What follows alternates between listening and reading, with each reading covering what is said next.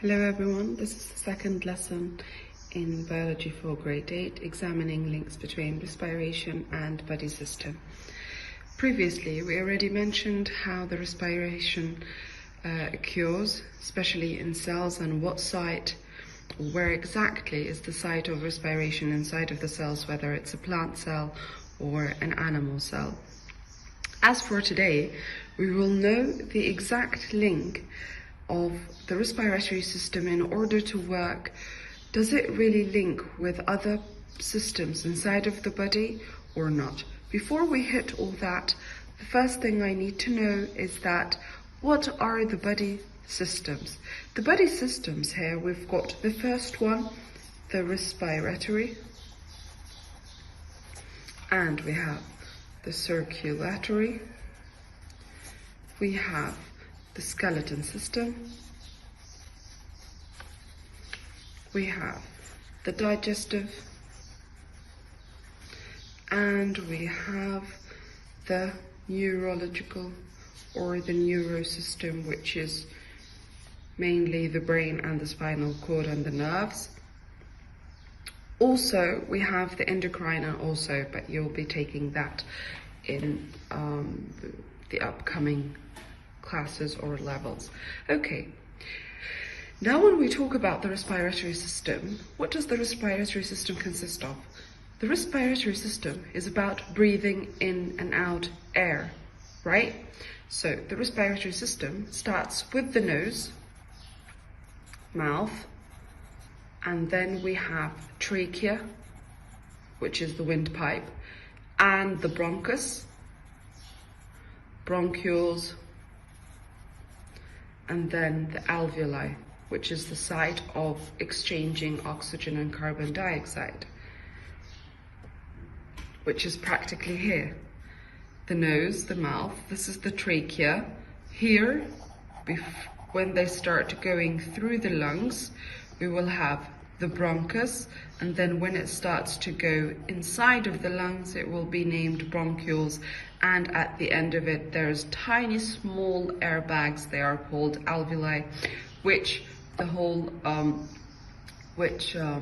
oxygen and carbon dioxide exchange in order that you actually inhale oxygen and exhale carbon dioxide. So the respiratory system is all about the trachea, bronchioles, lungs and bronchioles and alveoli. Okay, so the main function for the respiratory system is actually breathing in air. We're responsible for taking oxygen into our bodies and passing carbon dioxide out. Okay, then what's the function of the circulatory system, and what does the circulatory system consist of? The circulatory system is about the heart, the veins, and arteries. Okay, the circulatory system here is responsible for transporting substance around the body, also that it pumps blood to the body, to each part of the body, which is not going to be just blood. It's carried also with substance that the rest of the body needs it, whether it's organs, tissues, or whatsoever. Okay, the skeleton system, it's not important for now, same as the nervous system. What I want to know now is the digestive system, and I'm pretty much sure you took this previously in grade 6 and 7. The digestive system consists of the digestive tract, which is here, the esophagus, stomach, liver, small intestine, and large intestine. What is the actual function for the digestive system? It's responsible for digesting food. Okay, so now it all leads us to the link between these three systems. What is the link between digestive system, respiratory, and circulatory? The digestive system, we intake food by means, if I had something like related to carbs, the carbs here will be broken down into simpler form, which we call sugar. The sugar here is used as a source of energy to the muscles. So in order, the muscles will actually respire by means it gives me the energy, so I will be able to pump the oxygen to the circulatory system. So the oxygen goes to the blood to be oxygenated, and it goes to the rest of the body.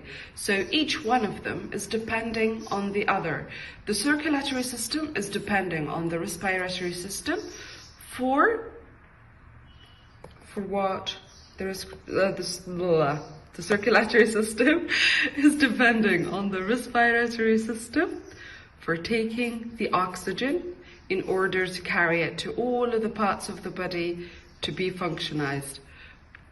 The respiratory system is depending on the digestive system, because if you're not taking that much of food, you won't be feeling energized.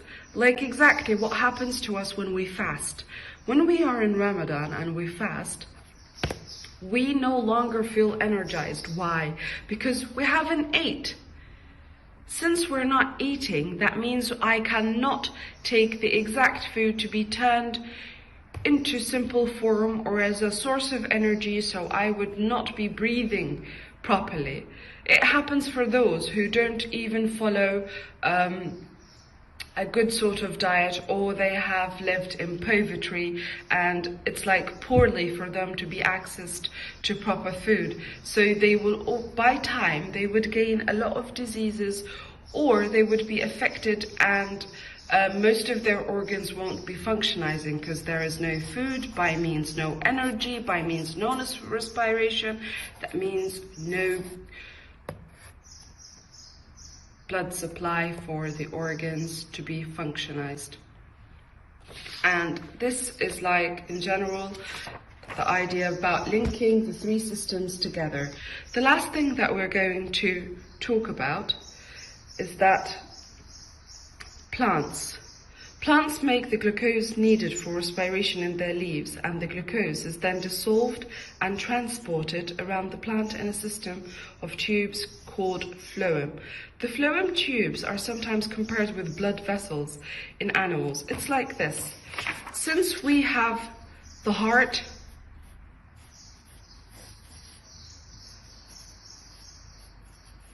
let's imagine that this is the heart, and then we've got the veins and the arteries. It's like here in your hands. The same thing here when you have actually a plant.